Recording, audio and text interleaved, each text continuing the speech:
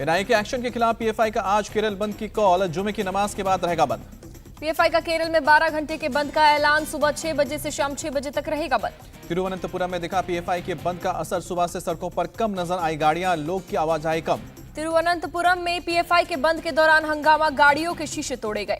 कोची में भी पीएफआई की बंद के दौरान हंगामा, केरल स्टेट ट्रांसपोर्ट की बसों को तोड़ा गया। कोट्टायम में दिखा पीएफआई की बंद का असर। सुबह से दुकानें बंद, पुलिस ने किए सुरक्षा के कड़े इंतजाम। टेरर फंडिंग के मामले में एनआईए और ईडी का पीएफआई पर बड़ा एक्शन। 15 राज्यों के 202 ठिकानों पर रेड मारी। एनआईए ने देश भर में पीएफआई के 106 मेंबर को किया गिरफ्तार। एनआईए डीजी की निगरानी में चल रहा है ऑपरेशन। एनआईए का पीएफआई पर टेरर फंडिंग, हथियारों के ट्रेनिंग कैंप चलाने और लोगों को उकसाकर बैंड संगठनों में शामिल कराने का आरोप। अब तक 5 केस दर्ज किए गए। केरल के कोप्पल में गुरुवार की रात पीएफआई के कार्यकर्ताओं ने किया एनआईए के खिलाफ प्रदर्शन। पुलिस ने भीड़ पर काबू पाने के लिए किया लाठीचार्ज। पीएफआई कार्यकर्ताओं ने महिला और बच्चों के साथ किया सड़क को जाम। पुलिस ने करीब 30 कार्यकर्ताओं को हिरासत में लिया। पीएफआई के ठिकानों पर छापे में बड़ा खुलासा। गृह मंत्रालय में बनाया गया कमांड सेंटर। 6 कंट्रोल रूम के जरिए रखी गई निगरानी। एनआईए का दावा, रेड के दौरान पीएफआई के दफ्तरों से मिले कई संदिग्ध दस्तावेज, धारदार हथियार और इलेक्ट्रॉनिक डिवाइस भी बरामद। नवी मुंबई में पीएफआई दफ्तर पर एनआईए की रेड। 5 बोरे में जब्त सामान लेकर निकली रेड। नासिक में पीएफआई नेता मौलाना सैफुर रहमान एटीएस की हिरासत में, सिविल अस्पताल में हुआ मेडिकल। महाराष्ट्र एटीएस का बयान। पकड़े गए 20 पीएफआई मेंबर में से कुछ देश विरोधी गतिविधियों में शामिल। दिल्ली में पीएफआई से जुड़े 18 आरोपियों को 4 दिन की एनआईए हिरासत में भेजा गया। नांदेड़ कोर्ट में 5 पीएफआई कार्यकर्ताओं की पेशी। कोर्ट ने 8 दिन की पुलिस हिरासत में भेजा। असम के गुवाहाटी कोर्ट में भी पीएफआई के गिरफ्तार 9 आरोपियों को पेश किया गया। अदालत ने 5 दिन की पुलिस रिमांड पर भेजा। एनआईए की कार्रवाई पर भड़का एसडीएफआई। कहा कोर्ट में कोई आरोप साबित नहीं कर पाई एनआईए।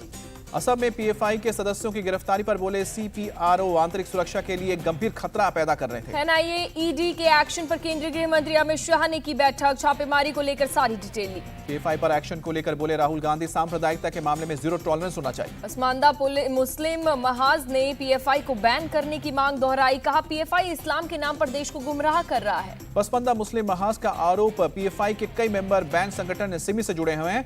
एनआईए की कार्रवाई का समर्थन किया। गिरिराज सिंह ने पीएफआई को बताया था कि संगठन कहा 2047 तक मुस्लिम राष्ट्र की बात करता है पीएफआई। केंद्रीय मंत्री गिरिराज सिंह का आरोप, कहा कि बिहार में पीएफआई का स्लीपर सेल है। नीतीश लालू ने इन संगठनों को संरक्षण दिया। सपा सांसद शफीकुर रहमान बराक ने एनआईए की छापेमारी पर उठाए सवाल। पूछा उनका अपराध क्या है, क्यों हो रही है गिरफ्तारी। केंद्रीय मंत्री रामदास अठावले ने पीएफआई को आतंकी संगठन बताया। कहा कि देश में आतंक फैलाने की कोशिश करने वालों पर एक्शन जरूरी। दिल्ली एनसीआर में पिछले 24 घंटे में लगातार बारिश। मौसम विभाग ने आज भी पूरे दिन बारिश होने की जताई संभावना। मौसम विभाग ने दिल्ली एनसीआर में बारिश का येलो अलर्ट भी जारी किया। नोएडा और गाजियाबाद सहित यूपी के 11 जिलों में 8वीं तक के स्कूल बंद रखने के आदेश। दिल्ली में बारिश के बाद कई जगहों से जलभराव की तस्वीरें आई सामने। सड़कों पर लगा पानी की कतार। दिल्ली से सटे हरियाणा के गुरुग्राम में लगातार दूसरे दिन बारिश जारी। सड़कों पर पानी भरा, गाड़ियां डूबी नजर आईं। गुरुग्राम में भारी बारिश से कई इलाकों में पानी भरा। दिल्ली गुरुग्राम एक्सप्रेसवे पर 15 किलोमीटर लंबा जाम लगा।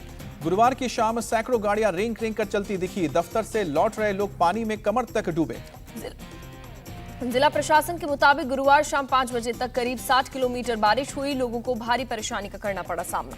गुरुग्राम में भारी बरसात और ट्रैफिक जाम को देखते हुए डिजास्टर मैनेजमेंट की एडवाइजरी। आज कॉर्पोरेट ऑफिस और सभी निजी स्कूल कॉलेज छुट्टी। भारी बारिश की वजह से नोएडा के सेक्टर 14A इलाके में लगा लंबा ट्रैफिक जाम। घंटों फंसे रहे लोग। गाजियाबाद में आज कक्षा 1 से लेकर 8 तक के सभी स्कूल बंद रहेंगे। भारी बारिश को देखते हुए फैसला। यूपी के फिरोजाबाद में भारी बारिश से लोग हुए बेहाल। सड़कों और नालों में भरा पानी, कई गाड़ियां डूबी। फिरोजाबाद में बारिश की वजह से गिरा एक पुराना मकान। एक बच्चे की मौत, 7 लोगों को रेस्क्यू किया गया। कासगंज में भारी बारिश को देखते हुए प्रशासन का फैसला। जिले में 2 दिन तक बंद रहेंगे सभी शिक्षण संस्थान। आगरा में आज भारी बारिश की चेतावनी दी गई। स्कूलों को 2 दिन तक बंद रखने का निर्देश। मैनपुरी में भारी बारिश को देखते हुए स्कूलों में 2 दिन की छुट्टी, प्रशासन ने किया ऐलान। कानपुर में भारी बारिश को देखते हुए डीएम का निर्देश। जिले के सभी बोर्ड के स्कूल आज बंद रहेंगे। हिमाचल प्रदेश भी बारिश से बेहाल। शिमला, सिरमौर और सोलन में अगले 24 घंटे बारिश का अलर्ट। केंद्रीय गृह मंत्री अमित शाह का आज से मिशन बिहार शुरू। 2 दिन की यात्रा में करेंगे सीमांचल और पूर्णिया और किशनगंज का दौरा। अमित शाह आज पूर्णिया के रंगभूमि मैदान के लिए करेंगे विशाल रैली। दोपहर 12 बजे होगी जन भावना महासभा। अमित शाह की जन भावना महासभा के लिए रंगभूमि मैदान सजकर तैयार। रास्तों में फूलों की माला भी सजाया गया। अमित शाह पूर्णिया के बाद जाएंगे किशनगंज। शाम 4 बजे बिहार बीजेपी के सांसद, विधायक और वरिष्ठ नेताओं से करेंगे मुलाकात। Amit Shah Bihar BJP core committee के साथ करेंगे बैठक। शाम को 5 बजे माता गुजरी विश्वविद्यालय में होगी बैठक। अमित अमित शाह 24 सितंबर की सुबह 9:30 बजे किशनगंज के सुभाष पल्ली काली माता मंदिर में पूजा अर्चना करेंगे और 10:30 बजे एसएसबी कैंपस में का दौरा करेंगे। अमित शाह दोपहर में बीएसएफ के अधिकारियों के साथ करेंगे बैठक और 3:30 बजे माता गुजरी विश्वविद्यालय में आजादी के अमृत महोत्सव पर आयोजित कार्यक्रम में शिरकत करेंगे। अमित शाह के बिहार दौरे से विपक्ष में हड़कंप। तेजस्वी यादव ने लगाया बिहार का माहौल खराब करने के इरादे से दौरा का आरोप। तेजस्वी यादव ने अमित शाह के दौरे से पहले मांगा पूछ क्या कि गृह मंत्री बिहार को क्या विशेष राज्य का दर्जा देंगे। पीएम मोदी आज गुजरात के एकता नगर में करेंगे पर्यावरण मंत्रियों के राष्ट्रीय कॉन्फ्रेंस का उद्घाटन। सुबह 10:30 बजे वीडियो कॉन्फ्रेंसिंग के जरिए करेंगे संबोधित। 27 सितंबर को जापान जाएंगे प्रधानमंत्री मोदी। पूर्व पीएम शिंजो आबे के अंतिम संस्कार में हिस्सा लेंगे। 29 और 30 सितंबर को गुजरात जाएंगे प्रधानमंत्री नरेंद्र मोदी। कई विकास परियोजनाओं की आधारशिला रखेंगे और उद्घाटन करेंगे। पीएम मोदी 30 सितंबर को अहमदाबाद को देंगे मेट्रो रेल की सौगात। गांधीनगर रेलवे स्टेशन पर वंदे भारत एक्सप्रेस का भी उद्घाटन करेंगे। यूएन सुरक्षा परिषद में जयशंकर ने लगाई चीन की क्लास। कहा, जब दुनिया के सबसे खतरनाक आतंकवादियों पर बैन की बात आती है तो कुछ देश दंड मुक्ति का सुरक्षा कवच देते हैं। एस जयशंकर ने ये युद्ध का युग नहीं है का बयान भी दोहराया। कहा कि राजनीति में कभी भी जवाबदेही से बचने के लिए कवर प्रदान नहीं करना चाहिए। विदेश मंत्रालय की प्रवक्ता अरिंदम बागची ने कहा, रूस और यूक्रेन दोनों देशों की अखंडता और संप्रभुता पर भारत की स्थिति स्पष्ट है। पीएम ने पुतिन से भी युद्ध समाप्त करने को कहा है। अशोक गहलोत कांग्रेस अध्यक्ष पद जीतने के बाद छोड़ सकते हैं सीएम का पद। सूत्रों के हवाले से खबर। अशोक गहलोत ने राहुल गांधी से की कोच्चि में मुलाकात। एक साथ अध्यक्ष और सीएम के पद की जिद छोड़ने के मिले संकेत। राहुल गांधी ने एक व्यक्ति एक पद के नियम का किया समर्थन। अशोक गहलोत को दिया इशारा।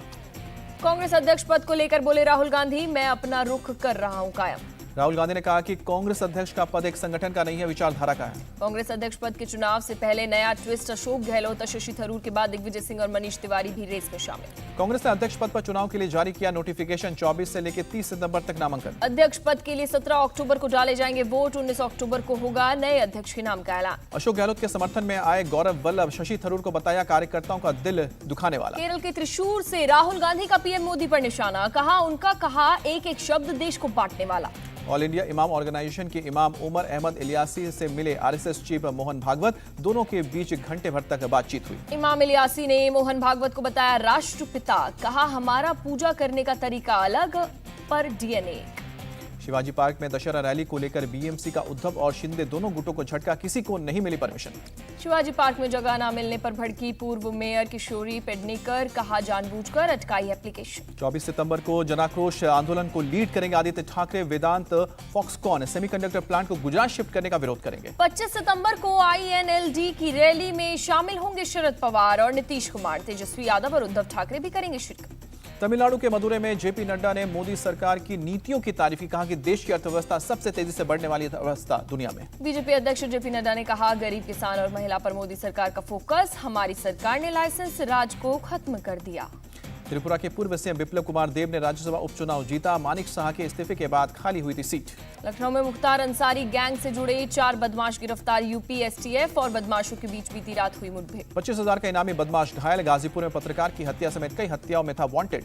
करीब 8 राउंड फायरिंग के बाद एक बदमाश घायल। कार समेत 3 तमंचे भी बरामद। कानपुर में पिटबुल ब्रीड के कुत्ते ने गाय पर हमला किया, बुरी तरह से घायल किया। खबर सामने आने के बाद जिला प्रशासन ने मामले को लिया संज्ञान। चीफ वेटनरी ऑफिसर को मौके पर भेजा।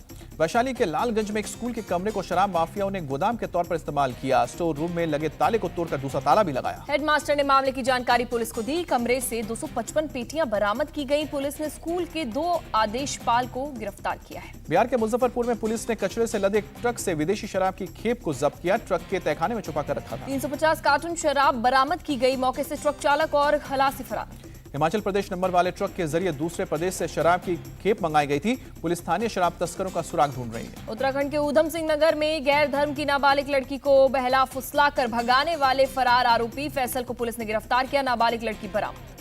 कहा जा रहा है कि बुलडोजर के डर से आरोपी को उसके रिश्तेदारों ने गिरफ्तार करवाया। पुलिस नगर निगम के अधिकारियों के साथ बुलडोजर लेकर अवैध मकान गिराने पहुंची। पुलिस ने फरार लव जिहाद के आरोपी की रामपुर से गिरफ्तारी दिखाई। फिलहाल पूरे मामले की जांच जारी। उत्तराखंड के उधम सिंह नगर में दानिश नाम के शख्स को पुलिस ने लव जिहाद के आरोप में गिरफ्तार किया। फर्जी फेसबुक आईडी बनाकर युवती से रेप करने का आरोप। युवती की शिकायत पर पुलिस ने की कार्रवाई। पता लगाया जा रहा है कि इस मामले में किसी ने फंडिंग तो नहीं की। वाराणसी के एक फास्ट ट्रैक कोर्ट ने एक मौलाना को रेप केस में सुनाई 10 साल की सजा, 10,000 का जुर्माना भी। मौलाना पर एक महिला को शादी का झांसा देकर रेप करने का आरोप। वीडियो बनाकर महिला को कई साल तक ब्लैकमेल करता रहा था। मौलाना ने आरोपों से इनकार किया। कहा कि फास्ट ट्रैक कोर्ट के फैसले के खिलाफ हाईकोर्ट में अपील करूंगा। नोएडा के इकोटेक 3 सोसाइटी से लापता 21 साल के युवक की मिला शव, पुलिस ने हत्यारे को किया गिरफ्तार। वडोदरा जेल के 7 कैदियों में झड़प, जेलर के साथ मारपीट, साबुन का पानी पिया।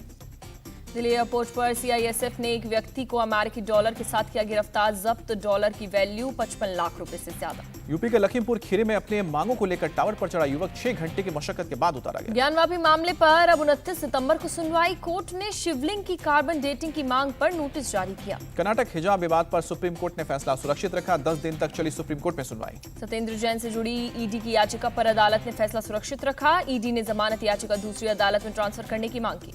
उमेश कोले की हत्या के मामले में आरोपी सैम अहमद को 1 अक्टूबर तक एनआईए की हिरासत में भेजा गया। चित्तौड़गढ़ विस्फोटक बरामदगी मामले में एनआईए ने 11 आरोपियों के खिलाफ चार्जशीट दाखिल की। केंद्र को 46,000 से ज्यादा भ्रष्टाचार से जुड़ी शिकायतें मिली हैं, ज्यादातर शिकायतें वित्तीय सेवा विभाग के खिलाफ। झारखंड के सीएम हेमंत सोरेन की राज्य की कानून व्यवस्था पर कड़ी नजर, डीजीपी, गृह सचिव और मुख्य सचिव के साथ की बैठक। दिल्ली के एलजी ने गेस्ट टीचर्स के मामले में आंतरिक जांच के आदेश दिए। बद्रीनाथ केदारनाथ धाम को लेकर पीएम मोदी ने की समीक्षा बैठक, पूर्ण निर्माण कार्य को लिया जायजा। मीटिंग के बाद बोले सीएम पुष्कर सिंह धामी, कहा कि राज्य सरकार द्वारा किए जा रहे कामों की जानकारी दी गई। छिंदवाड़ा में सीएम शिवराज सिंह चौहान अर्धनारीश्वर ज्योतिर्लिंग मंदिर में पहुंचे, पूजा अर्चना की। कोलकाता में सीएम ममता बनर्जी ने टाला ब्रिज का उद्घाटन किया, पुल फिर से बनाने में लगे हैं 2 साल। ब्रिज का उद्घाटन करने के बाद बोली ममता बनर्जी, कहा दुर्गा पूजा से पहले ये पुल लोगों के लिए उपहार। बंगाल के उत्तरी दिनाजपुर में लेफ्ट का प्रदर्शन, ममता सरकार में भ्रष्टाचार को लेकर मार्च निकाला। यूपी विधानसभा ने रचा इतिहास, महिला विधायकों ने सदन में रखी अपनी क्षेत्र की महिलाओं की समस्या। विधानसभा में बोले सीएम योगी, कन्या सुमंगला योजना का किया विस्तार, निराश्रित महिलाओं की पढ़ाई और पेंशन।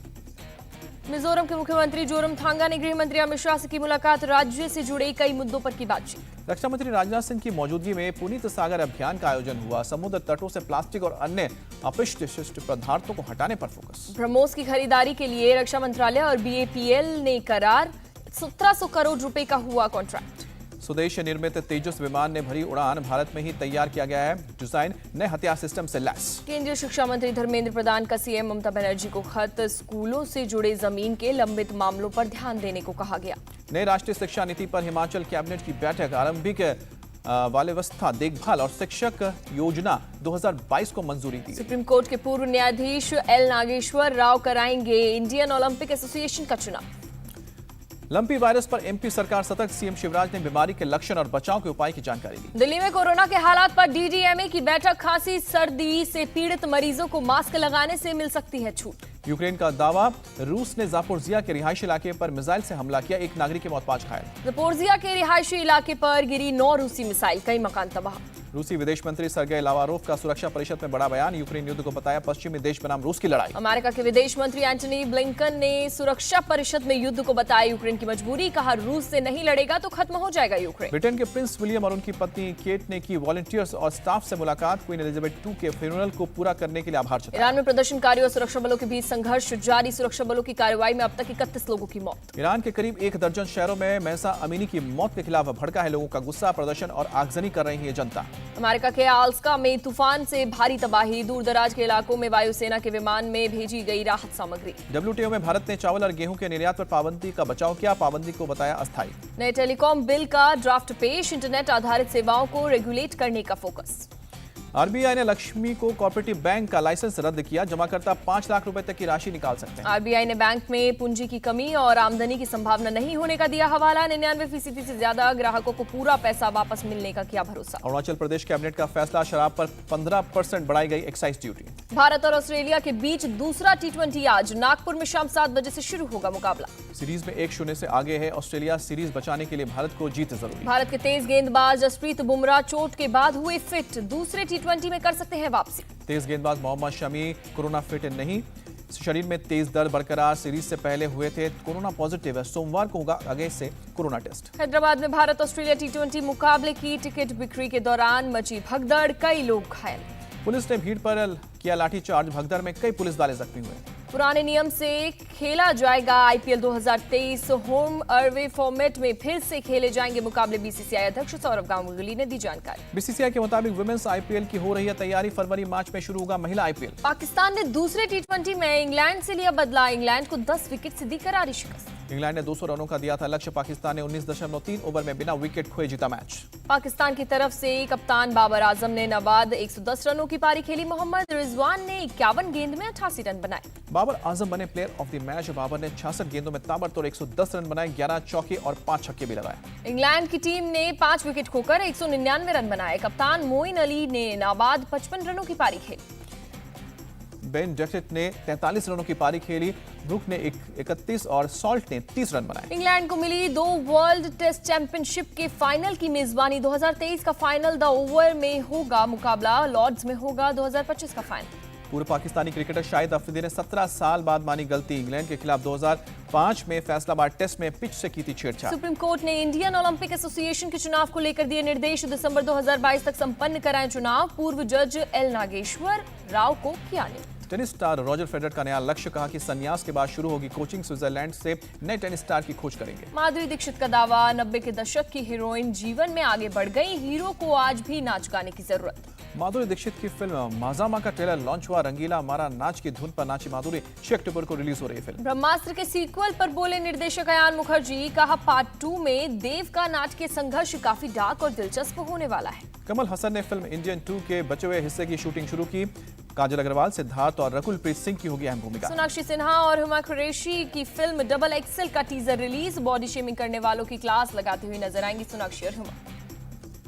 साउथ के फिल्मों के सुपरस्टार अजीत कुमार की नई फिल्म का फर्स्ट लुक आया सामने। AK-61 में काफी सीरियस नजर आ रहे हैं अजीत। दीपिका पादुकोण ने शेयर की पठान की डबिंग सेशन की झलक। पठान की अधूरा काम पूरा कर रही हैं दीपिका।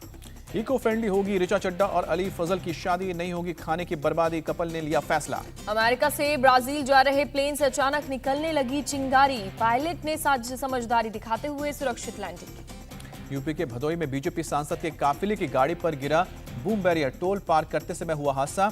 MP रमेश चंद्र के समर्थकों का फूटा गुस्सा। टोल कर्मी की जमकर पिटाई। यूपी के प्रयागराज में पेट्रोल पंप पर तेल भरते समय अचानक कार में लगी आग। पंप पर आग लगते ही मची अफरा तफरी। फायर ब्रिगेड के पहुंचने से पहले कार जलकर खाक। गाजियाबाद में चेन छीनकर भाग रहे लुटेरों को लोगों ने पकड़ा। सरेआम महिला का चेन झपटकर भाग रहे थे चोर, पुलिस के हवाले किया। असम के गुवाहाटी में हाथी की कार के साथ मस्ती। कार को सूंड से गोल गोल घुमाने लगा हाथी। किसी ने कहा खेल रहा है हाथी, तो किसी ने कहा गुस्से में है हाथी। न्यूयॉर्क में एक सम्मेलन को संबोधित करने के बाद घबराए नजर आए जो बाइडेन। किधर जाना है अमेरिका प्रेसिडेंट को समझ नहीं आया।